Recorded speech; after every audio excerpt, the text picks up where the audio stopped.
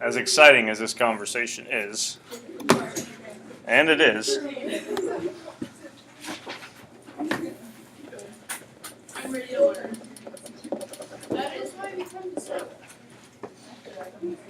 if the first 3 classes are any indication, we're going to talk about prologue, we'll talk about chapter 1, and we'll get into the beginnings of chapter 2. And we'll kind of see where we go. Besides because people always have questions about chapter 1, chapter 2. That totally makes sense.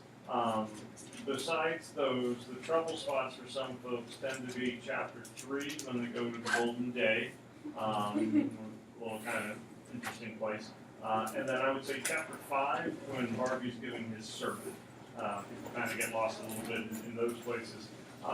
So aside from prologue through chapter 3, Golden Day, and Barbie's speech, were there any other places where, not that you don't have questions about things, but where you felt like, okay, this is going by me, I'm not getting what just happened, any concerns beyond those places?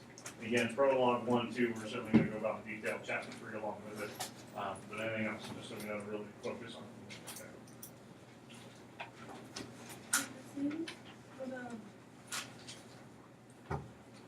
Jim Trueblood, like he's telling Morton, is that a dream or did that actually happen? Well, With Kate? both, because he tells them the dream, but then he wakes up and realizes what has happened with the whole story and all that kind of stuff. Which I'm not going to say too much because Hannah's still writing stuff down. So he tells about his dream, but the account that he's giving and all that stuff is true story. So reason as to why his face is all beat up and all that kind of stuff. About his dream? Wait, so I just have more question. Did she really have a shotgun and an axe? Was that part of the dream? No, that's all part of the only part with the dream.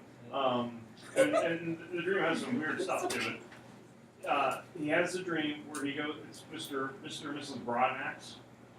Goes to their house, opens up the front door, walks in, which number one is a social taboo in its first place. You wouldn't have to be a black sharecropper going into a white man's house through the front door. Then you have the dream where a woman dressed in white comes out of the clock. Episode happens there, and then he goes into the clock, and it's pretty much when he walks into this clock, and then he wakes up, and wife is not too happy for obvious reasons. So did he actually went to their house? No, that's the dream. That's the dream. But She actually like pulled the shotgun and then Yes. Yes. Yes. Like, he was sleepwalking. Let's go with Oh, so he actually walked into the clock though? that. No. Yes.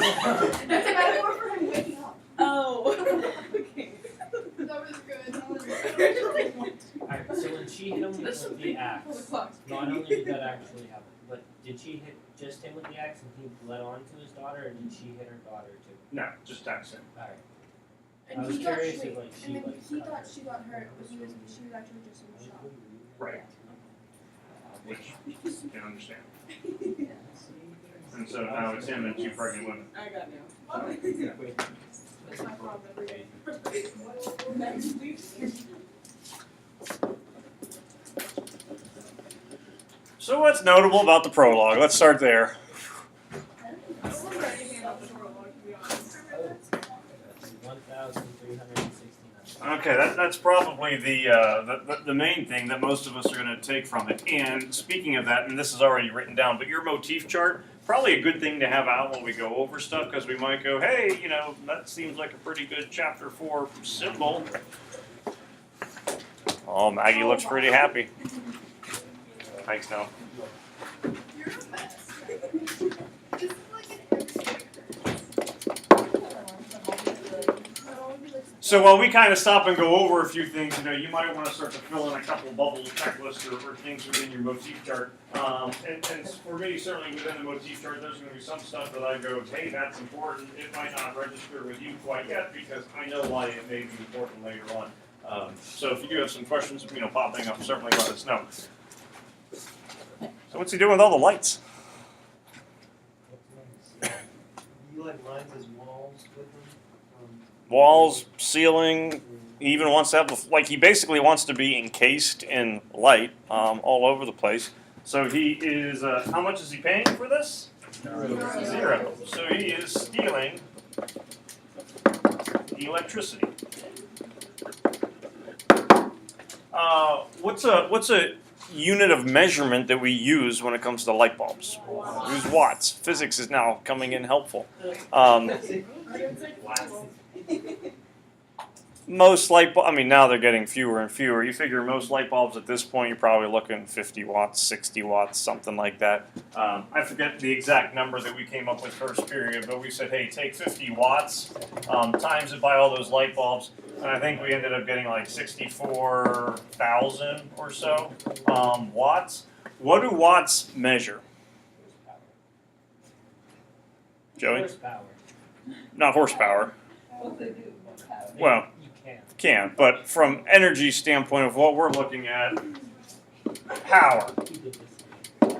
So it's not that he's stealing electricity, or it's not only that he is stealing electricity, but he is stealing power. Megan, look up. Up. Oh. What do you see?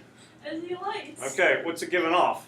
Light. What kind of light? White light. So not only is he stealing power, what kind of power is he stealing? White power. people. White power. Oh my god. What a plot twist. You're much more excited about this than earlier. I didn't see that come. Did he meant to do that, or is that something he just... Oh no, he absolutely would mean to do this because keep in mind, That happened. what is, I don't know if anyone took note of, thank you. What's the name of the power company?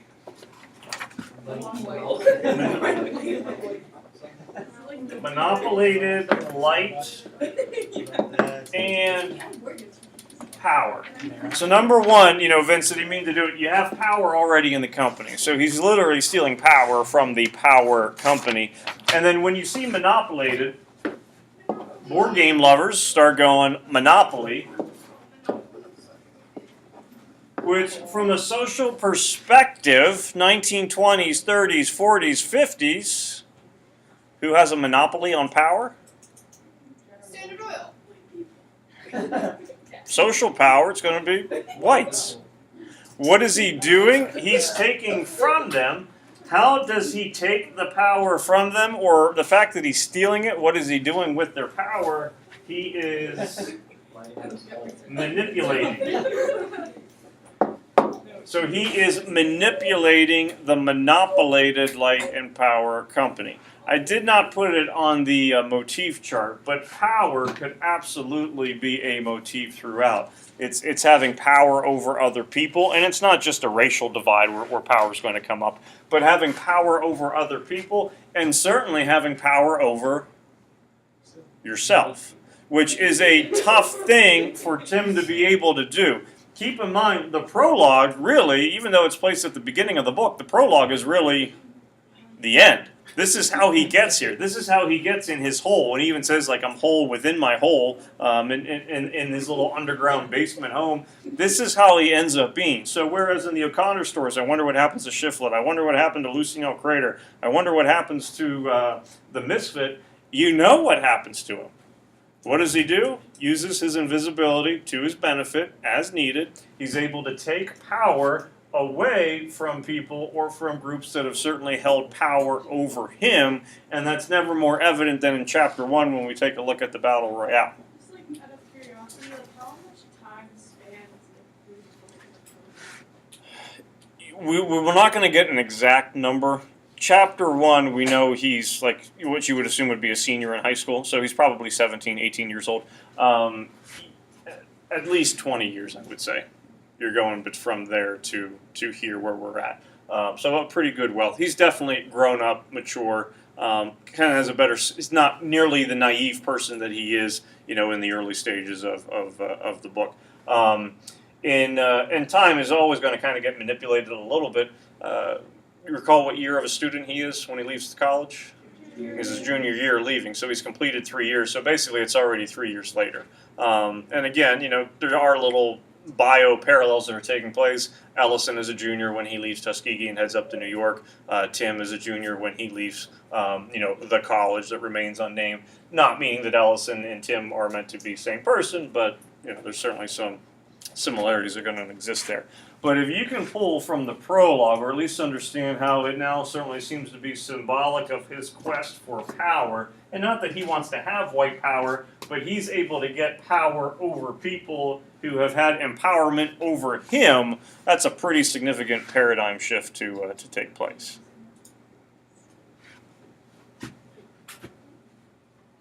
And then the boxing scene.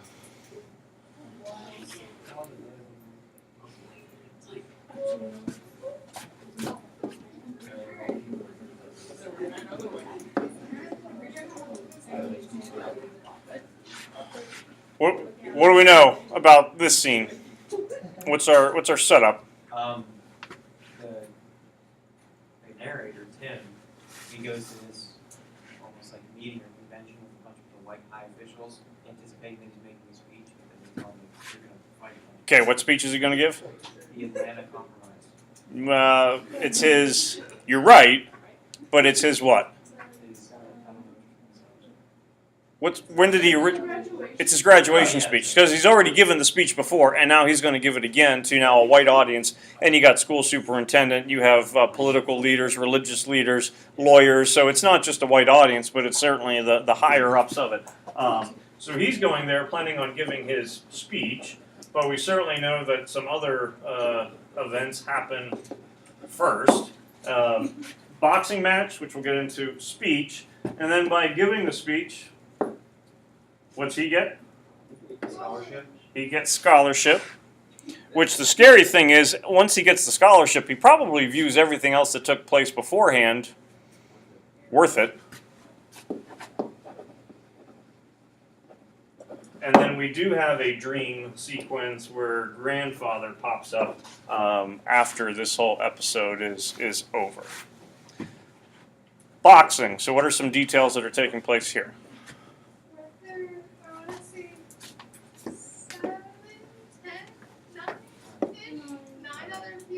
Nine others, so you have 10 fighters.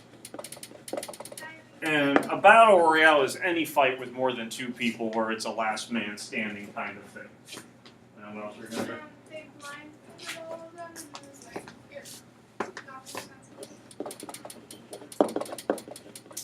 What kind of blindfold? White. White.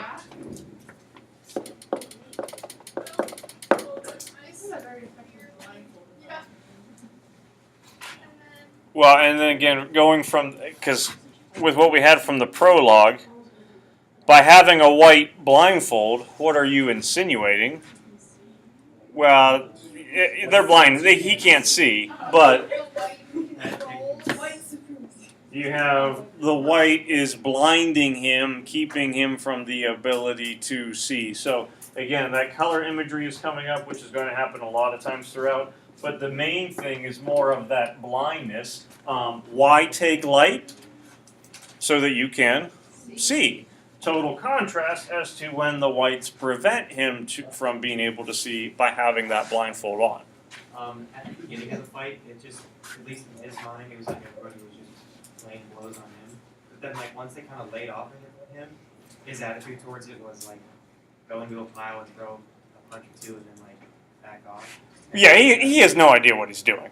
I mean, and he's not going there anticipating this happening at all. This is a total shock surprise. The other people know what's going on. He kind of gets out of it for a little bit, and then the other fighters all kind of go down because they don't want to get their butt whooped by Tatlock because they know he is the one who's ultimately going to win. So in some ways, him getting stuck at the end with Tatlock is the worst possible scenario because now Tatlock doesn't have anyone else to punch but him. And he gets crushed. And then after that, okay, now you can give us your speech. Right, and so to add kind of, insult to injury, hey, let's also electrify a rug. Put some coins on it, which are just, brass tokens that don't have any value to them whatsoever, but you have this electrocution that takes place. Keep in mind they're also bloody, sweaty, So there's certainly going to be a little bit more vulnerable to it. And even before the whole boxing match, you have the woman parading around, who's basically like a burlesque stripper. And Ellison's kind of playing with the sexual taboos, which, as you read on, you can tell he continues to play with those a little bit.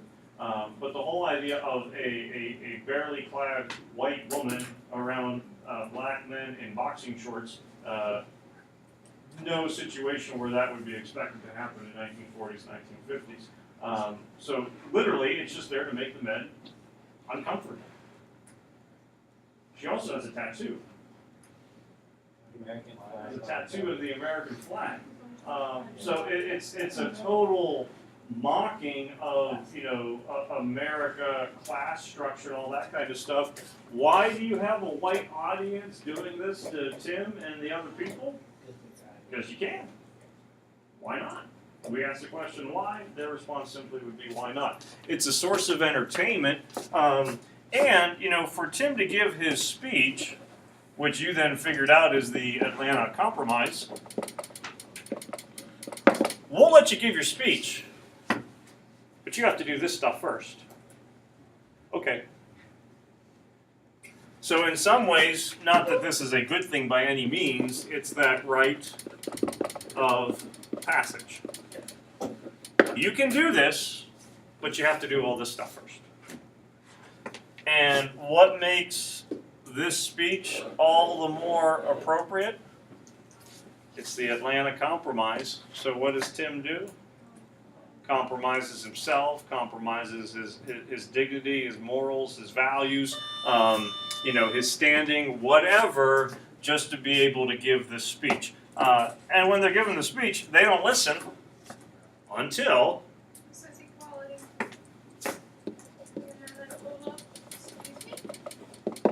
Supposed to say responsibility. He says equality. What did you say, son? Excuse me, sir. And then not only does he have to swallow his words, but he has to swallow his spit, his mucus, his blood, possibly teeth, even that are still in his mouth from the contest. But basically swallow pride, dignity, humanity, all of those things, just because he might have mentioned that word, and he has to please those folks. But here's your scholarship. Yay!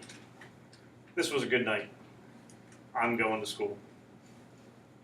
But what I don't understand is how did this occur? I just don't understand the setup of it. I don't get how, why. You mean like in a realistic set? How did this occur, or? Well, how come? How is he I'm gonna do a speech, and they're let's put him in a boxing match, and then he's I'm gonna give him a speech anyway, and then they gave him a scholarship. I don't understand that. Well, and I think as well, a couple things. Number one, early on, I think it's page 7. He talks about the course of history, and it's not that history is necessarily linear, but it spirals. It's basically a boomerang that takes place. So history is going to repeat itself. Not that you're going to have this exact same setup necessarily, but there are going to be instances where we go, battle royale, anyone? And you should start to go, ooh, yeah, I see that. So number one, it kind of sets the stage. And I think in some ways it's the most confusing one because we haven't seen anything else before and we don't necessarily know where it's going. From a thing that Ellison is kind of messing with, he's certainly identifying problems that exist. So social setup of United States, the whole parody that's taking place with America, the beautiful really kind of getting depicted as America, the racist, terrible, ugly place that he may think it is at that point. Not only do you have Tim trying to fight over stereotypes, but who else does he have to fight? Hey, it's Tim, I'm telling you.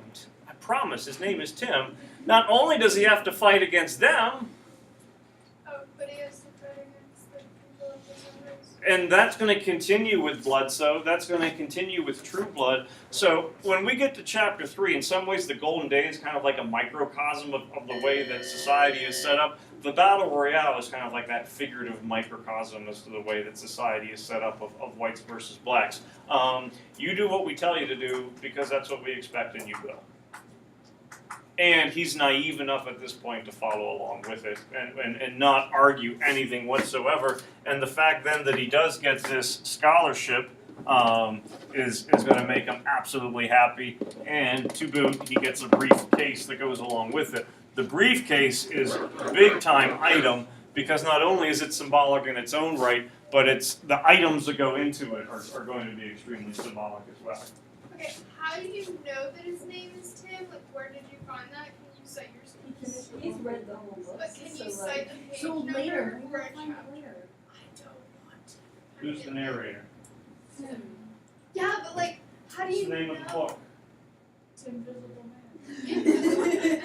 Who's the narrator? Brad figured it out. I am. I know it. Shannon figured it out. Oh my god! I Joey, what's see your questions? acronym. I'm still trying to figure it out.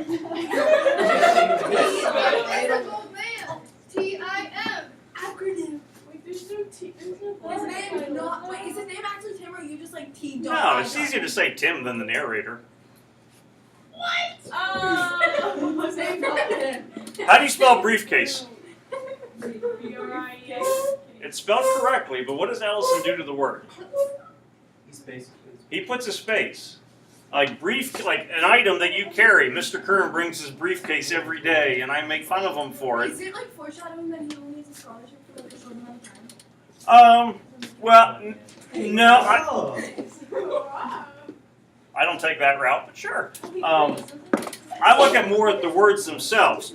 What the whole entire book ends up being is a short, although you might not agree with that, it's a brief case. It's an argument about what Tim and others, and again, it's not a white-black thing necessarily, or it's not limited to that. I think that's the first mistake a lot of people make, where Ellison is decrying whites and things like that. Not necessarily. But the book in itself, everything that he collects is essentially like his case, his argument for him trying to find out who his real identity is. But the things that go into this briefcase are going to be items that people use to try to shape him. He's not invisible because he can't be physically seen. He's invisible because people fail to recognize him, notice him, see him for who he is. They see him the way that other people want to perceive him. And this is going to be his argument against that. But everything that goes into his briefcase is essentially going to characterize him based on other people's thoughts, feelings, viewpoints. And the dream that he has with the grandfather really kind of starts to emphasize this point where you have the keep this boy running. Remember, there's a little note after he opens up envelope after envelope after envelope. If he's constantly on the run, he doesn't know where to go. He doesn't have any control over him. Why does he go to New York City? Because Bledsoe tells him to. Why does he go to each of the business people? Because he's supposed to and deliver the letters. He goes wherever other people tell him to. And until he's able to overcome this whole idea, he's going to be stuck. So in some ways, grandfather's not just a family member for him, but the grandfather's words almost kind of have that curse-like effect that he needs to overcome that. But to really kind of emphasize this whole blindfold, education that would be taking place with the scholarship, he ends up going to the school, and what are traits, buildings, layout of the school that we know? Like, what are aspects of it? I was going to say something. Oh, what were you going to say? You were mentioning buildings, and I thought you were going to play marble when you walked into the building. But that was in New York,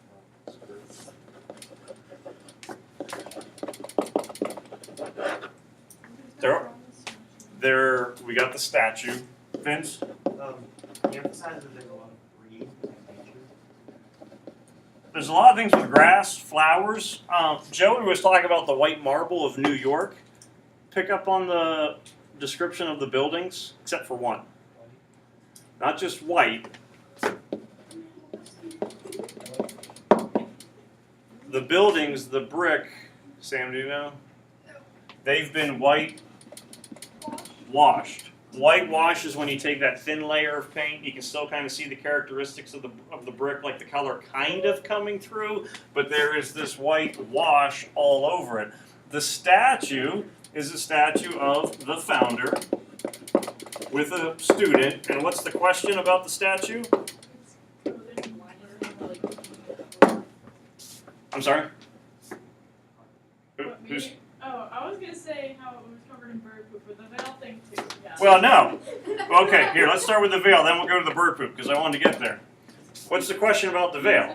He couldn't tell if it was blinding him or Is the veil in the cover up. being lowered, or is it being lifted? If it's being lowered, then a person is being blinded. If it's being lifted, then you have the ability to see. So there is some question as to what is the whole point, what is the goal of the school.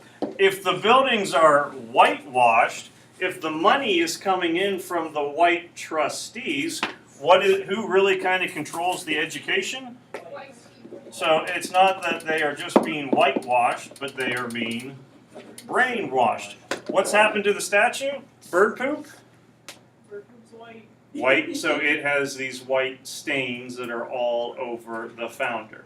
And I'll give you a picture of the statue tomorrow, because if you go to Tuskegee Institute, there is a statue of Booker T. Washington holding a veil with a student, and it is hard to tell, is it being lifted or is it being lowered?